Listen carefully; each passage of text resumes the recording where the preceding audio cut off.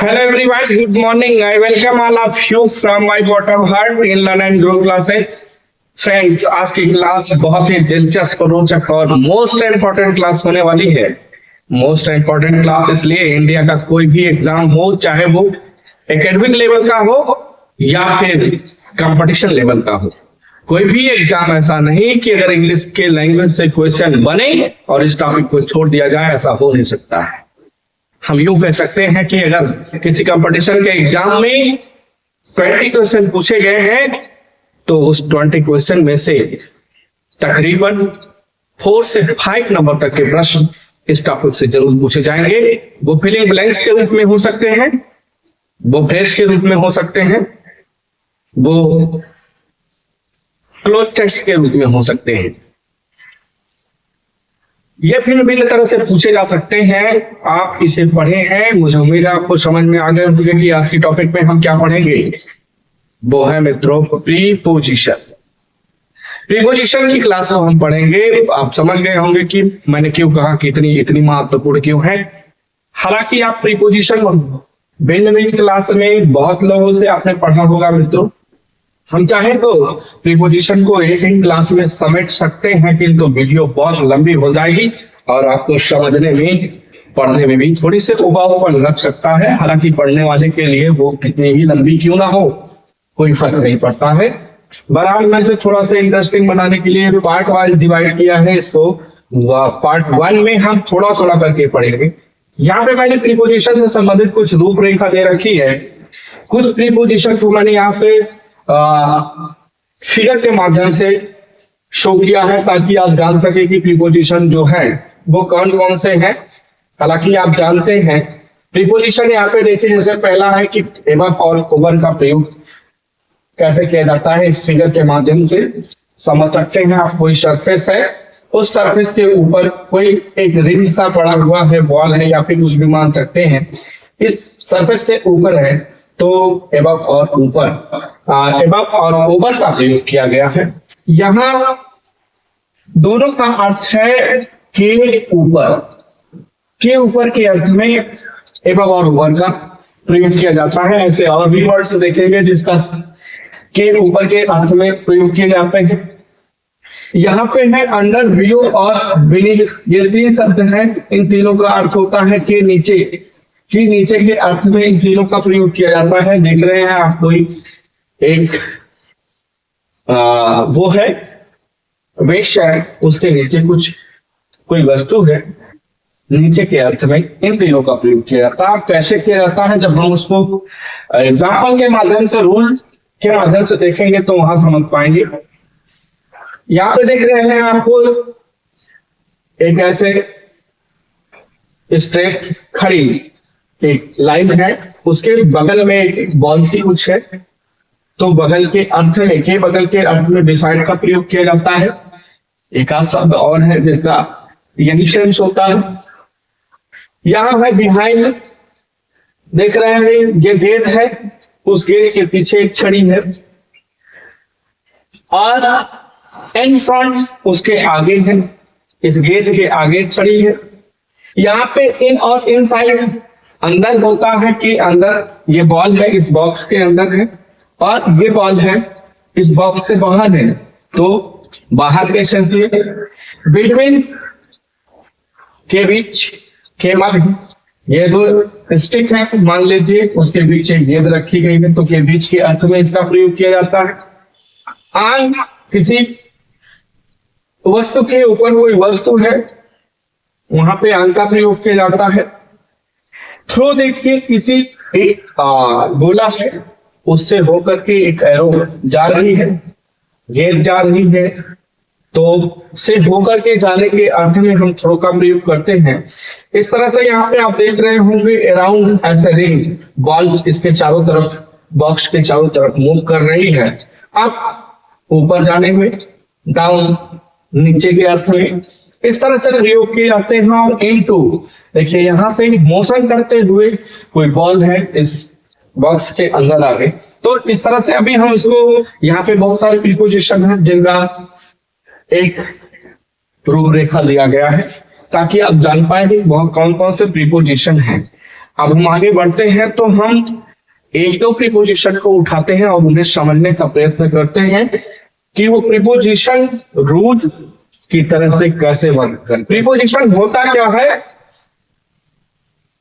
यहाँ पे हम देखते हैं प्रीपोजिशन, हालांकि आप जानते हैं, फिर भी मैं एक बार बताने का प्रयत्न करता हूं। जिस तरह से आप संस्कृत अगर पढ़ते होंगे मित्रों, तो संस्कृत की क्लास में आप देखते होंगे कि वर्ड संधि विच्छेद किया जाता है।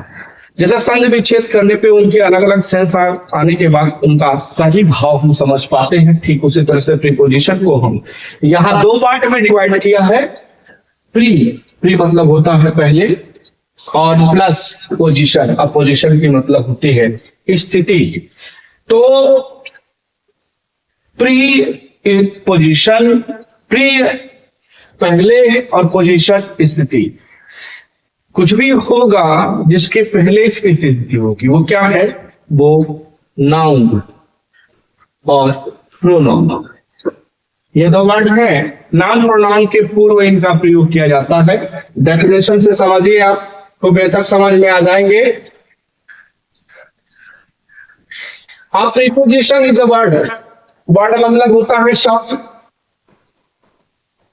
विच कम्स जो आता है बिफोर नाउन, देखिए नाउन से पूर्व, प्रोनाउन से पूर्व, एंड शो और दिखाता है इट्स रिलेशन, इसके संबंध को विथ अदर वर्ड्स, दूसरे शब्दों से इसका संबंध बताता है। और अथवा हम कह सकते हैं that which is placed before, अथवा हम यूं कह सकते हैं जो किसी के पूर्व रखा जाए। हिंदी में उसी को मैंने ट्रांसलेट भी कर दिया है कि प्रीपोजिशन वह शब्द होता है जो किसी संज्ञा सर्वनाम के पहले आता है तथा किसी दूसरे शब्द से इसके संबंध को दिखाता है। देखिए एग्जाम्पल लिखा है कि there is a cow in the field. अब काउ जो है ये नाउन है, और फील्ड ये भी नाउन है, और इन यहाँ पे प्रीपोजिशन के रूप में आया हुआ है। तो प्रीपोजिशन जो ये इन है किसके पूर्व आया, फील्ड, फील्ड के पहले आया है, फील्ड है नाउन। और ये डेफिनेशन यही कह रही है कि preposition is a word, preposition वह शब्द है which comes before noun pronoun, जो उस नाउन प्रोनाउन के पहले आता है। ये फील्ड जो है ये नाउन है, इसके पूर्व आया है, एंड शो और दिखाता है इट्स रिलेशन, इसके संबंध को विथ अदर वर्ड्स। किस वर्ड से दिखा रहा है, इस फील्ड का संबंध इस काउ से दिखा रहा है, और ये इसको संबंध दिखाने वाला शब्द जो है वो इन है। इन बता रहा है फील्ड और काउ के बीच रिलेट कर रहा है, इनको जोड़ रहा है। देख रहे होंगे आप, ये काउ है और फील्ड में है, तो ये काउ भी नाउन है और फील्ड भी नाउन है। आई होप आपको जो बेस है इसका वो समझ में आया होगा कि प्रीपोजिशन वास्तव में कहते किसको है। अब आप आगे बढ़ते हैं कि प्रीपोजिशन में, और अच्छा एक एग्जाम्पल मैं और जैसे आपको दे दूं। नॉर्मली आपने देखा होगा, जैसे कहते हैं the book is on the table, तो टेबल क्या है, ये नाउन है, और बुक क्या है, ये भी नाउन है, और ऑन क्या है, ये प्रीपोजिशन है। ये ऑन इस नाउन से इस टेबल जो नाउन है इसके भी पूर्व आया है, और संबंध इसका इससे बता रहा है बुक से। तो अभी आन का प्रयोग कहाँ होता है, इनका प्रयोग कहाँ होता है, इसे तो पढ़ना हमें शेष है। लेकिन अभी हमने डेफिनेशन समझा कि डेफिनेशन में वास्तव में जो कह रहा वो किस तरह से है। मुझे उम्मीद है आपको समझ में आ गए होंगे। आगे बढ़ते हैं। नेक्स्ट एग्जाम्पल है there is a box under the table. There is a box under the table, under एक प्रीपोजिशन, उसे मैंने हाईलाइट करके भी रखा है, आप उस तरह से भी समझ सकते हैं। सपोज दैट एक टेबल है, ये यो एक टेबल है, और कह रहा है कि बॉक्स है, ये मान लीजिए कि बॉक्स है, किसके, इसके नीचे है, इस टेबल के नीचे ही क्या है, बॉक्स है। तो बॉक्स भी तो नाउन है, बॉक्स और टेबल दोनों नाउन है। ये अंदर बता रहा है इसके पूर्व आकर के इसके और इसके बीच संबंध है। तो डेफिनेशन आपको पूरी तरह से, मुझे उम्मीद है, क्लियर हो गई होगी। अगला देखिए कह रहा है, सॉरी, नेक्स्ट है काइंड्स ऑफ प्रीपोजिशन। प्रीपोजिशन के प्रकार 6 टाइप के होते हैं। जो प्रीपोजिशन होते हैं वो 6 टाइप के होते हैं। कौन कौन से हैं? पहला है सिंपल। सिंपल में and, by, in, of, on. इन्हें देख के आपको एक चीज समझ में आ गई होगी, जिसका कोई हिस्सा नहीं किया जा सके उसे क्या कहते हैं? Simple. Double, into, upon, into, on, जिसका 2 हिस्सा हो सके उसे डबल प्रीपोजिशन कहते हैं। नेक्स्ट है कंपाउंड। एबव, अबाउट, अलोंग, 2 हिस्से होते हैं परंतु अलग नहीं किए जा सकते। अच्छा, आपको अब यू लग रहा होगा कि एबव, अबाउट, अलोंग कैसे है, तो आपको ध्यान होगा मैंने इसे एडवर्ब में बताया है, इनका मतलब क्या है यहाँ पे, और लॉन्ग, आउट इस तरह से है। तो ये 2 तरह से कंपाउंड करके बनाए गए हैं। Compound preposition which are generally form, जो सामान्यतः बनाए जाते हैं by prefixing a preposition. Prefix, suffix. एक होता है प्रत्यय, हिंदी में आप पढ़े होंगे प्रत्यय, और एक पढ़ा होगा उपसर्ग। ये 2 चीजें पढ़ी होगी आपने, प्रत्यय कहाँ लगता है और उपसर्ग कहाँ लगता है। हिंदी के वर्डों में आप कंफ्यूज हो सकते हैं मित्रों, किंतु यहां जो लिखा गया है इंग्लिश वर्ड प्रीफिक्स और सफिक्स, सब मतलब उप होता है, सब ऑर्डिनेट क्लॉज होता है, बाद में लगता है प्री। चाहे आप अल्फाबेटिकल लेंगे तो भी आप समझ जाएंगे, और प्री मतलब अभी प्रीपोजिशन बताया है उसको एनालिसिस करके, तो भी प्री का मतलब बिफोर, और प्री फिक्स जो पहले फिक्स होता हो, सब फिक्स जो बाद में फिक्स होता, अर्थात जो शब्द के पहले लग जाए उसे प्रीफिक्स, जो शब्द के बाद में लग जाए उसे सफिक्स कहते हैं। तो यहां कंपाउंड में जो हुआ है, कह रहा है कि which generally form by prefixing a preposition. Prefix लगा करके यूजुअली ए बराबर ऑन और बी बराबर बाई होता है, इज इक्वल टू, इस तरह से। इसको मैंने आपको एडवर्ब की क्लास में बताया है। To a noun and adjective, जैसा इसे इरेज कर दें,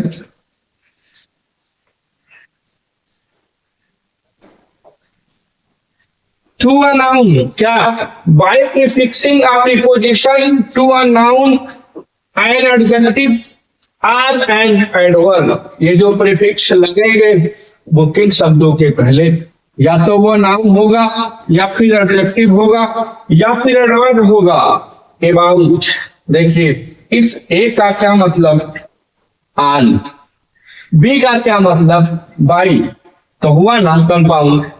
about, above, across, along, amidst, among, amongst, around, outside, inside, beyond, between, besides, beneath, below, behind, before, underneath, within, without, ये शब्द है जो कंपाउंड प्रीपोजिशन के रूप में वर्क कर रहे हैं। कंपाउंड प्रीपोजिशन इन्हें कहा जाता है। कैसे बने हैं मैंने वो बता दिया आपको कि कहां पे प्रीफिक्स लगा करके, कौन से प्रीफिक्स लगा है, और जो प्रीफिक्स लगा है उसका मतलब क्या होता है। ए एंड मैंने शॉर्ट का उसको डिस्क्राइब कर दिया है, समझ गए होंगे कि कंपाउंड। तो हमने देखा तीसरा। नेक्स्ट देखते हैं 4 नंबर का फ्रेज, जिसे हम जो 4 नंबर का उसे फ्रेजल प्रीपोजिशन कहते हैं। और फ्रेज फ्रेज जो होता है वो आप जान रहे हैं, मैंने इसका जिक्र बहुत पहले भी किया है, फिर से कर देता हूं कि फ्रेज प्रीपोजिशन, जो प्रीपोजिशन होता है, प्रीपोजिशन प्लस नाउन, एडजेक्टिव और एडवर्ब या वर्ब ऐसे करके बनते हैं। आप देखेंगे यहाँ पे जो भी फ्रेज बनते हैं, यूं आप कह सकते हैं कि बिना प्रीपोजिशन के सहयोग के नहीं बनते। Due to, because of, owing to, मतलब क्या, टू और मोर देन टू वर्ड्स, दो या दो से अधिक शब्द होते हैं तो उसे हम फ्रेज का नाम देते हैं।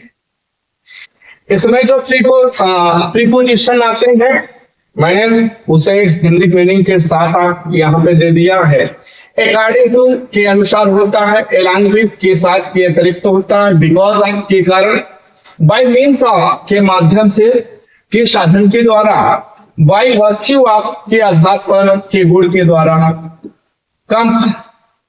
कंफर्मेबली टू के अनुरूप होता है, इन एडिशन टू के अतिरिक्त होता है, इन केस के मामले में, की स्थिति में, इन कंप्लायंस विथ के अनुपालन में, के कहे अनुसार, इन कॉन्सिक्वेंस ऑफ के परिणाम स्वरूप, इन कोर्स ऑफ के दौरान, इन फ्रंट ऑफ के सामने, इन ऑर्डर टू के लिए,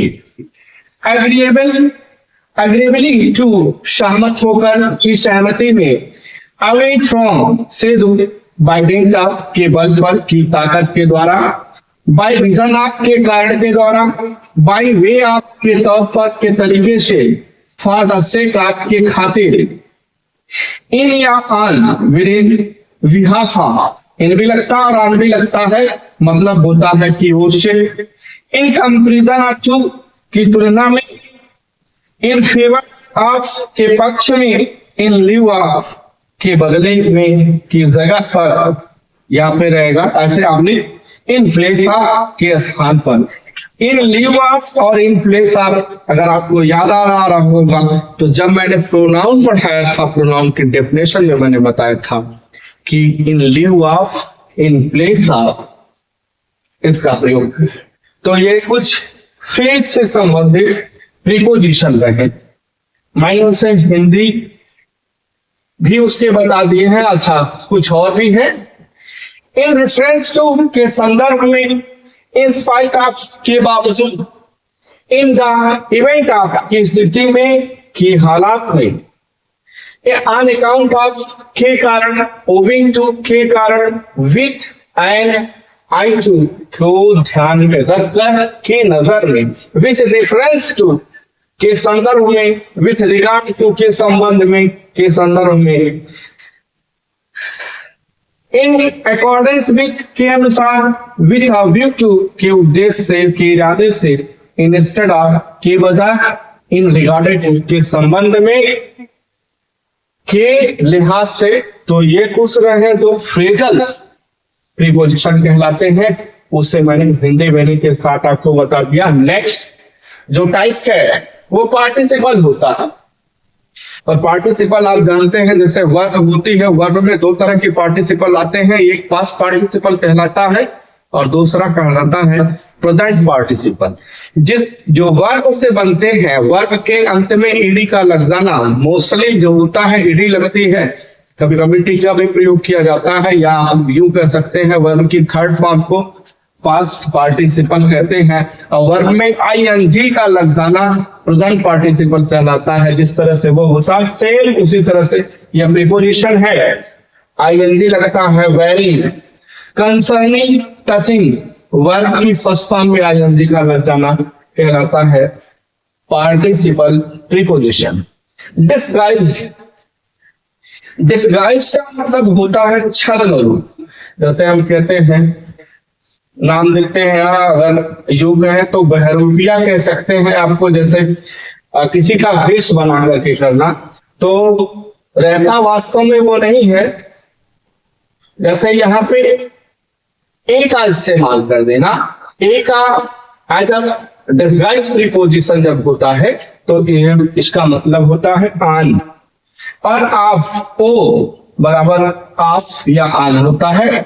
नॉट इन कंप्लीट फॉर्म, ये क्या होते हैं, जो ये रहेगा ओ और ए, ये डिस्गाइज प्रीपोजिशन होते हैं, अपने फुल फॉर्म में नहीं होते हैं। एग्जाम्पल से समझिए, we went a hunting, we went a hunting, यहाँ आ से तात्पर्य है आन से, ये डिस्गाइज प्रीपोजिशन आन के रूप में आया हुआ है। आन पूरी तरह से ना लिख करके आ लिखा गया, ये डिस्गाइज्ड है, इसका सेंस आन आता है। मैं शिकायत पर गया। इट इज 9 o'clock, इसे आप ज्यादातर देखते होंगे 9 ओ इस ओ का मतलब आप भी हो सकता है और आन भी हो सकता है। तो ये रहे डिस्गाइज प्रीपोजिशन। इस तरह से जो 6 टाइप थे प्रीपोजिशन का, उसको आपने देखा। अब हम प्रीपोजिशन के एक एक टॉपिक को उठाते हैं, एक एक जो प्रीपोजिशन है उन्हें लेते हैं और समझते हैं कि ये किस तरह से वर्क करते हैं। वीडियो पूरी तरह से देखिएगा, क्योंकि जो है लास्ट में मैं बताऊंगा आपको कि किस तरह से ये है, कहाँ कितने एग्जाम में पूछे जाते हैं, कौन से पूछे जाते हैं और कौन नहीं पूछे जाते हैं ये। और लास्ट में इसके साथ ही आप देखेंगे बहुत महत्वपूर्ण है, जहां से 99.99 है जो आन अपान से संबंधित है, वहां से जब भी कोई भी एग्जाम हो कंपटीशन का, प्रश्न वहीं से बनते हैं। यह 100% श्योरिटी के साथ है, मैं 99 बोल रहा हूं, आप इसे ध्यान में रखिएगा। आज मैं थोड़ी से यहाँ पे देखते हैं कि किस तरह से प्रयोग किए जाते हैं। जैसे लिखा है, फर्स्ट देख रहे हैं आप आन है, दूसरा है अपान, यहाँ आन टू है, एबव है और ओवर है। इन सबको एक साथ देखते हैं।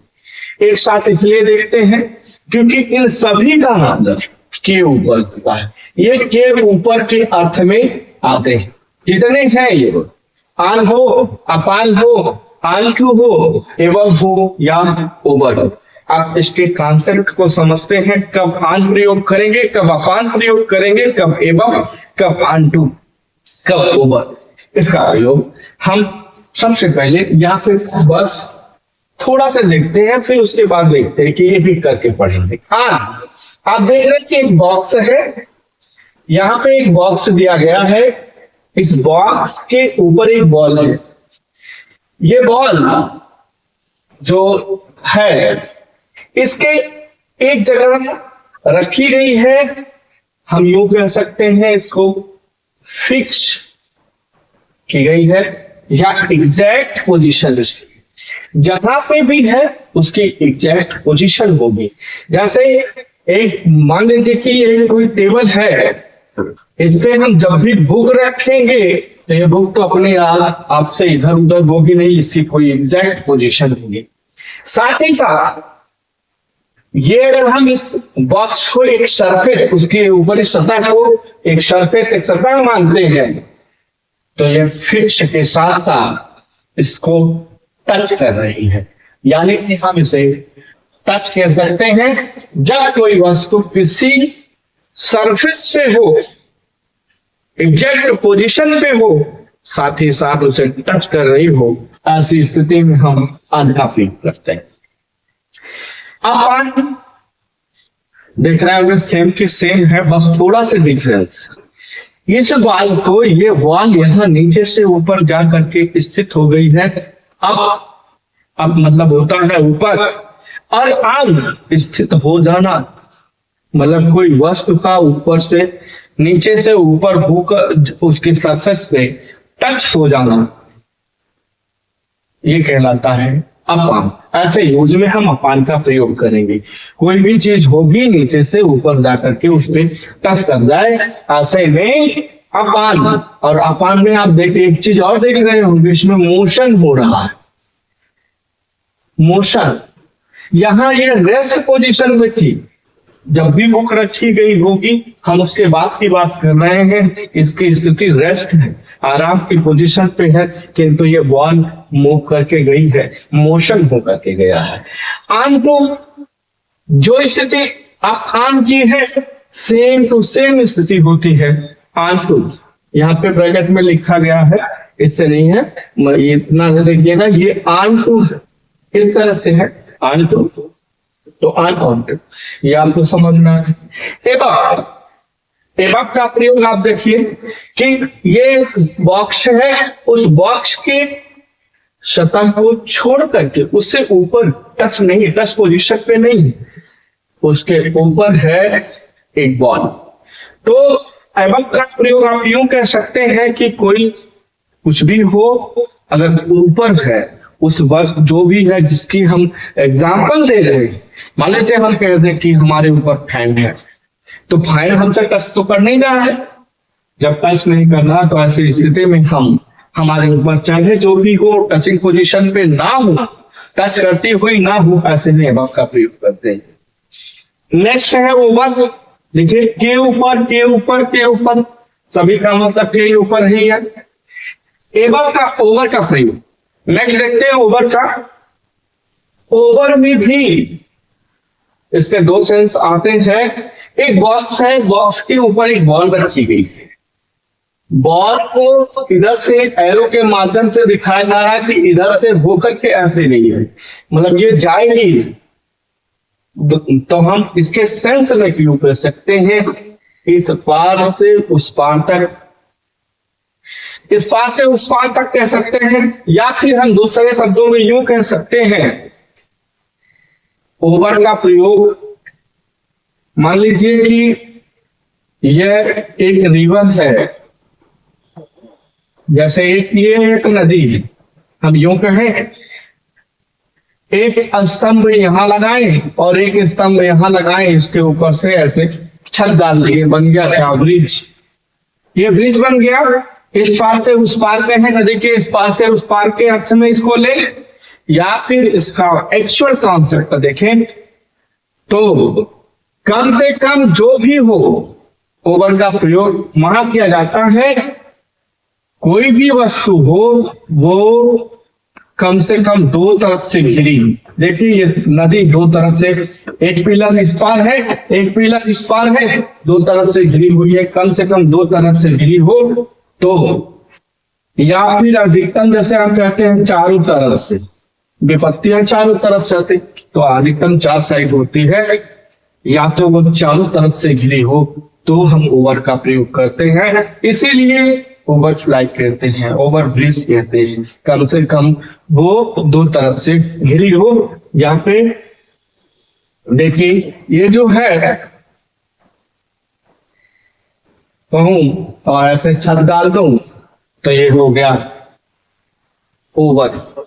आई होप आपको समझ में आएगा। मैंने बहुत हल्के से इसके थोड़ी से कॉन्सेप्ट को समझाने का प्रयत्न किया है। अब हम एक एक करके जब पढ़ेंगे तो इसके सही मीनिंग, सही तरह से, पूरी विस्तृत तरह से कैसे इस्तेमाल किए जाते हैं, एक एक यो कहें हम बाल की खाद निकाल करके इसे पढ़ेंगे। तो आगे बढ़ते हैं। आन का यूज हम इसमें से एक एक करके पढ़ना शुरू करते हैं। तो फर्स्ट देखते हैं आन।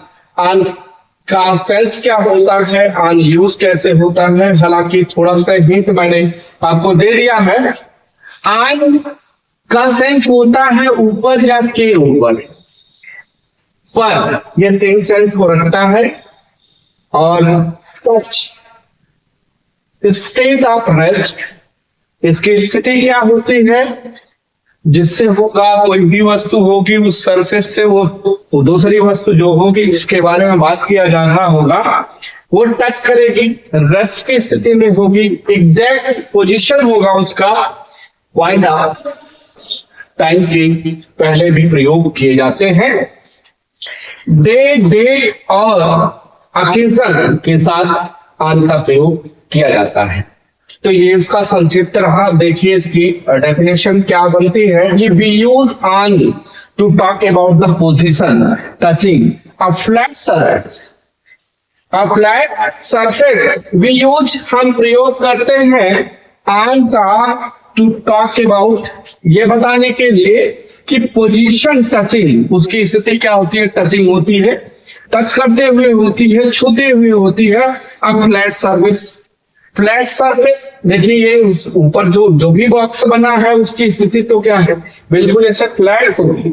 इस तरह से फ्लैट आर अथवा on something we think of as a line such as a road और रिवर। इसका मैंने हिंदी में भी कर दिया कन्वर्ट। देखिए, हम ऑन का प्रयोग किसी समतल सतह को छूने वाली स्थिति के बारे में बात करने के लिए करते हैं, या किसी ऐसी चीज के लिए जिसे हम एक रेखा मानते हैं, जैसे कि सड़क या नदी।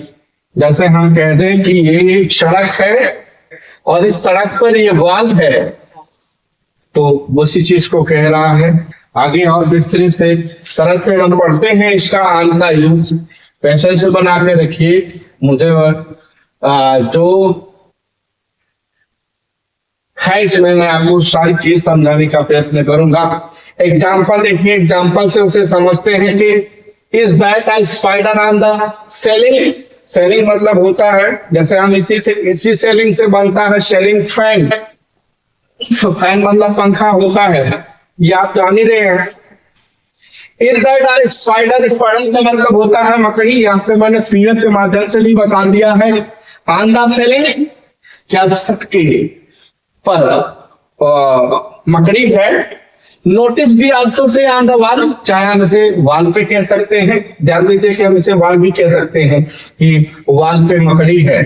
Rohan owns a house, own मतलब होता है, Rohan owns a house on the Swan River, के पास उसके का घर है। तो स्वान रिवर ये क्या है, ये रिवर है, अभी हम डेफिनेशन में बता रहा था। उसके आसपास के पर स्वान नदी के पर उसका है। अब ये तो है नहीं कि नदी के ऊपर होगा, मगर आसपास है। तो ये तो आपको समझ में आ रहे होंगे। फिर कह रहा कि भी use on when we talk about a particular day, जब हम ऑन का प्रयोग तब करते हैं जब हम किसी डे पार्टिकुलर स्पेसिफाई करते हैं, पर्टिकुलराइज करते हैं, विशेष करते हैं डे को, डेट को, part of a particular day, अथवा किसी दिन के किसी एक हिस्से के बारे में बात करते हैं। जब हम किसी विशेष दिन, तारीख या किसी विशेष दिन के हिस्से के बारे में बात करते हैं तो हम ऑन का उपयोग करते हैं। We are meeting again Friday। अब ये फ्राइडे है, अभी कह रहा है कि डेट या पार्ट ऑफ द डे के साथ हम जब कब करते हैं, जब से पर्टिकुलराइज किया जाता है। देखिए, पर्टिकुलराइज कर रहा कैसे कि हम मिलेंगे अगेन, पुनः फ्राइडे को स्पेसिफाई कर रहा है कि हम फ्राइडे को पुनः मिलेंगे। नेक्स्ट देखिए, it is her birthday on the 21st। तो 21st पे उसका बर्थडे आता है। बर्थडे की तारीख जो है उसकी 21st को है।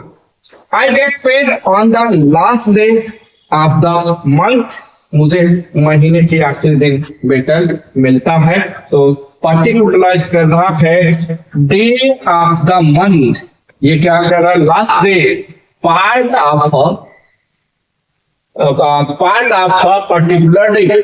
कोई पर्टिकुलर डे है जिसको पर्टिकुलराइज कर रहा है कि मंथ के लास्ट डे मुझे वेतन मिलता है।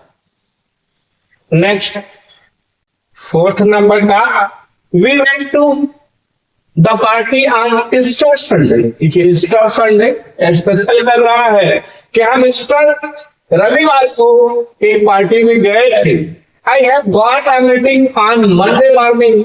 Monday morning स्पेसिफाई, पर्टिकुलराइज कर रहा है। नेक्स्ट यूज ऑन का देखते हैं। ऑन का प्रयोग डे के नाम तथा तिथि, डे और डेट के पहले, किंतु ऐसी स्थिति में ऑन का अर्थ पर ना होकर के कोका सेंस आता है। अभी आपने ऊपर देखा इसको, तो आप जितने एग्जाम्पल देखेंगे, जैसे you should come here on Monday, Monday को आना, मंडे पर नहीं आ, पर आप लगाएंगे तो गलत नहीं होंगे कि you should come here on Monday. He will open the shop on 22 अक्टूबर, वो 22 अक्टूबर को, 22 अक्टूबर को। लेकिन ओ का सेंस इस ऑन का जब डे और डेट के लिए इस्तेमाल किया जाता है तब इसका सेंस को होता है।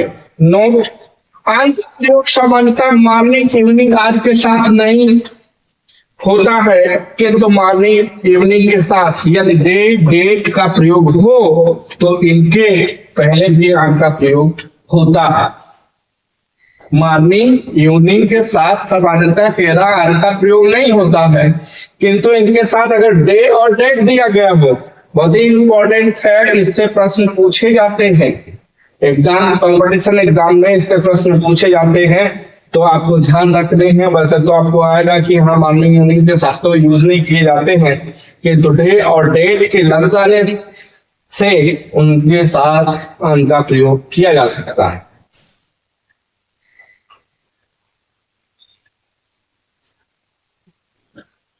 Next, into on the evening of the May the first, फिर देखें, on is used before morning, afternoon, evening and night when these periods are identified by the day of which they are apart। Example से समझे, on the Monday evening ये का प्रयोग किए जाएंगे। on is used before morning, afternoon, evening के साथ किया जाता है, एंड नाइट के साथ किया जा सकता है तब when these periods, जब ये समय are identified, इन्हें जाना जाए by the day of the day of which they are part, जो उनके जिनके ये हिस्से हैं on the Monday evening, तो मंडे पे मंडे लगा, फॉलोइंग इवनिंग, तो आई होप आपको समझ में आ रहे होंगे। आगे देखते हैं नेक्स्ट, वी यूज ऑन, हम ऑन का यूज करते हैं to mean a specific bicycle, जो साधन होते हैं bicycle, bus, train, ship on plane, and in to mean a specific car, taxi, van, lorry and ambulance. देखिए, हम किसी विशिष्ट साइकिल, बस, रेलगाड़ी, जहाज या हवाई जहाज के लिए ऑन का प्रयोग करते हैं। ध्यान रखना है ऑन किसके लिए, बाइसिकल, बस, ट्रेन, शिप और प्लेन के लिए जब हम उसे विशिष्ट करते हैं। और किसी विशिष्ट कार, टैक्सी, वैन, लॉरी या एम्बुलेंस के लिए इनका प्रयोग करते हैं। विशेष ऑन फुट, हम ऑन फुट कहते हैं, नॉट बाई फुट कहा जाता है। पैदल ही कार्यालय जाता है, वह पैदल ही कार्यालय जाता है, यहाँ पे वह मिस्टेक हो गया है, वह पैदल ही कार्यालय जाता है। he goes to the office on foot, he walks to the office, दोनों ही इक्वल हैं एक दूसरे के। नेक्स्ट देखते हैं, या हम यूं कहें फोर व्हीलर, जो चार चक्के की गाड़ियां होती हैं के साथ आर्टिकल या एडजेक्टिव, ऊपर का जो भी मैंने जस्ट यहाँ पे जिक्र किया वहां आप देखेंगे, जो जब ये बस, ट्रेन, हवाई जहाज की बात कर रहा था वहां पे फोर व्हीलर के साथ आर्टिकल या एडजेक्टिव के आने पर वाई के बदले इन आता है। ऊपर देखा आपने आन आता है, वाई के बदले वाई आता है या आन आता है। कब इन आएगा, जब एडजेक्टिव होगा या फिर आर्टिकल। लेकिन बस, ट्रेन, कार, प्लेन तथा शिप के लिए आन आता है, ये ऊपर भी जिक्र किया गया था। और सामान्य रूल है कि जो फोर व्हीलर होते हैं, फोर व्हीलर के साथ वाई के बदले इनका प्रयोग किया जाता है। He was on a train, I shall go on 5:30 बस, मैं 5:30 बजे की बस से जाऊंगा। तो यहाँ पे जो ये 5:30 है, ये 5:30 क्या है, ये है एडजेक्टिव, बस, नाउन और देखिए आर्टिकल का प्रयोग। तो आई होप आपको समझ में आ रहे होंगे, ये रूल है। नेक्स्ट रूल है, टू व्हीलर के साथ आर्टिकल या एडजेक्टिव के आने पर बाइक के बदले एन आता है। सामान्य वैसे रहेगा। अगर एडजेक्टिव नहीं दिए गए हैं, आर्टिकल नहीं दिए गए हैं, तो बाई के प्रयोग किए जाते हैं और तभी आते हैं कब आना रहा है। ये देखिए, he goes to his college, on a bike, bike है उसके पहले article. The police man was coming on a red bicycle, red bicycle adjective. He goes to his college on his bike. तो आई होप आपको समझ में आ रहे होंगे। Next देखिए, ऑन का यूज कब किया जाता है? जब टेम्परेरी मेंबरशिप हो, किसी कमेटी का गठन किया गया हो और उसके आप मेंबर हो, तो वो परमानेंट नहीं हो, टेम्परेरी बनाए गए हो, तो ऐसे में ऑन का प्रयोग किया जाता है। सी इज ऑन द कमेटी। वो कमेटी में की सदस्य है या कमेटी में है, तो ये कमेटी कोई ऑफिशियल नहीं है, टेम्परेरी कोई बनी है। जब ऑफिशियल होती है तो किसी कमेटी का गठन किया जाता है, वो परमानेंट स्थायी होती है। तो उम्मीद आपको समझ में आ रहे होंगे। नेक्स्ट रूल देखिए, रास्ते में की इंग्लिश ऑन द वे होती है, ना कि इन द वे होती है। एग्जाम्पल से मैं उससे रास्ते में मिला, I met him on the way. Next का प्रयोग अबाउट के सेंस में अबाउट का मतलब होता है के बारे में, के बारे के अर्थ में किया जाता है। तुम्हारा मित्र योगा पर लिख रहा है, your friend is writing on yoga. तो यहाँ पे ऑन का मतलब है योगा के बारे में लिखना, ऑन मतलब के बारे का मतलब यहाँ देगा। इन क्लोजिंग, इन क्लोजिंग के अर्थ में ऑन का यूज करते हैं, ना कि इनका यूज करते हैं। इन क्लोजिंग मतलब घेरे में, जैसे एग्जाम्पल से उसकी उंगली में सोने की अंगूठी है, तो ये घेरे हुई होती है। There was a gold ring on his finger. तो ये आपको ये वर्ड याद रखने हैं, इनक्लूजिव के सेंस में ऑन का यूज किया जाता है। नेक्स्ट देखिए, इम्पोज, इन्फ्लिक्ट और फोइस्ट के साथ ऑन का यूज किया जाता है। इनके सेंस क्या है? इम्पोज का मतलब होता है लगान, लगान मतलब होता है कर से, टैक्स से होता है। इन्फ्लिक्ट मतलब मुसीबत आदि को का लदना, और फोइस्ट मतलब होता है गले मरना।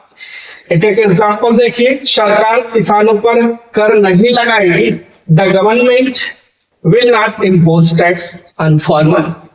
यहाँ पे ऑन का अर्थ है लगाना, कर लगाना। मैं अपने आप को तुम्हारे ऊपर नहीं लादूंगा। I shall not inflict myself on you. पिताजी ने इस लड़की को मेरे गले मार दिया। Father foisted this girl on me. तो यहाँ पे ये जो दिए गए थे, इनके साथ इन शब्दों को याद रखना है। इनके साथ ऑन का प्रयोग होता है, इनके सेंस क्या होते हैं ये मैंने आपको बता दिया। नेक्स्ट है, रिलाय डिपेंड के साथ भी ऑन का प्रयोग किया जाता है। वह इस कंपनी पर भरोसा रखता है। रिलाई का मतलब होता है भरोसा रखना। ही रिलाइज ऑन हिज कंपनी। वह पैसे के लिए अपने चाचा पर निर्भर रहता है। He depends on his uncle for money. Livelihood, livelihood का मतलब होता है जीविका को दिखाने के लिए समानता ऑन का प्रयोग किया जाता है। जैसे गाय घास खाकर रहती है, the cow lives on grass. तो ये एग्जाम्पल है, इसमें बहुत कुछ नहीं है। नेक्स्ट नोट देखिए, यदि जीविका के साधन को दिखाया जाए तो ऑन के बदले बाई का यदि जीविका के साधन को दिखाया जाए, यहाँ जीविका के लिए ऑन का प्रयोग किया गया, लिवलीहुड के लिए। लेकिन यहाँ जब साधन की बात की जाए तो ऑन के बदले बाई का प्रयोग किया जाता है। वह दूसरों को धोखा दे करके अपनी जीविका चलाता है। He lives by cheating others. Next देखिए रूल है लीन। लीन मतलब होता है टेक लेना। एडजेक्टिव में इसका सेंस होता है दुबला पतला, के साथ ऑन, अपॉन, अगेंस्ट का प्रयोग होता है। इन तीनों ही प्रीपोजिशन का इसके साथ प्रयोग किया जा सकता है। इसके दो सेंस होते हैं, टेक लेना जो वर्ब में होता है और एडजेक्टिव में जो दुबला पतला सेंस आता है। बूढ़ा व्यक्ति अपनी छड़ी पर जोर से टेक लिया हुआ है। The old man was leaning heavily on his stick. यहाँ आप देख करके बताइएगा कमेंट बॉक्स में कहाँ पे एडजेक्टिव है, कहाँ वर्ब है। वह दीवार पर टेक लिया हुआ है। He was leaning against the wall. यहाँ पे अगेंस्ट का प्रयोग, यहाँ पे ऑन का प्रयोग। नेक्स्ट है फ्यूल। फ्यूल जो तेल होता है, तेल के लिए आम का, फ्यूल के लिए आम का प्रयोग किया जाता है। उसकी बाइक डीजल से चलती है। His bike runs on diesel. तो आई होप आपको समझ में आ रहे होंगे। अगला है देखिए रूल है, रुक का, या हम कह सकते हैं ये एक फ्रेज है, रुक ऑन और ऑन टाइम और इन टाइम। इसमें डिफरेंस क्या होते हैं देखिए, जैसे फिगर में आप एक लड़के को देख रहे होंगे कि ये लड़का है, ये एक लड़का है जिसे ट्रेन पकड़नी है। ट्रेन आप कब पकड़ेंगे, ऑन टाइम पकड़ेंगे या फिर इन टाइम पकड़ेंगे?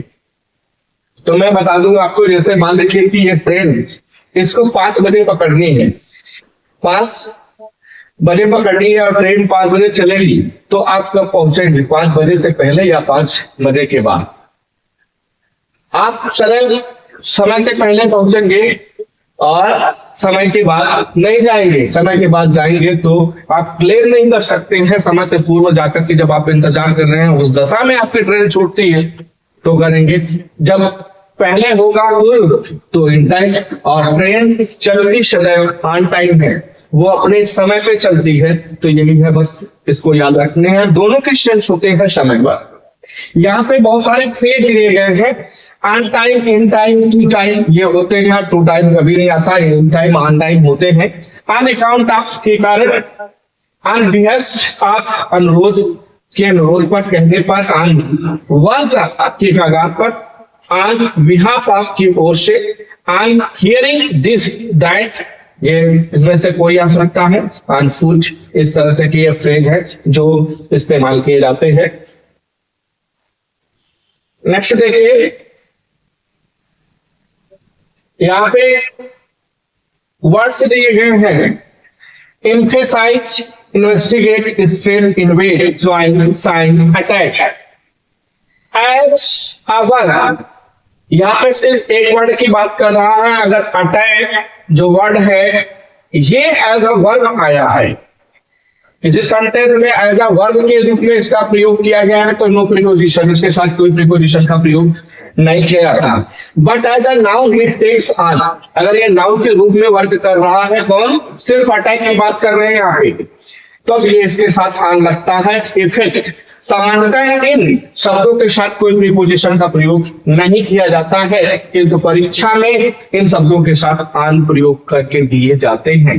तो आपको इन शब्दों को ध्यान रखने हैं। सिर्फ इसमें एक एक्सेप्शन है, वो है अटैक। मैंने बता दिया, ये 2 तरह से फंक्शन करता है, एक वर्ब के रूप में और एक नाउन के रूप में। नाउन के रूप में ऑन लेता है और वर्ब के रूप में नहीं लेता।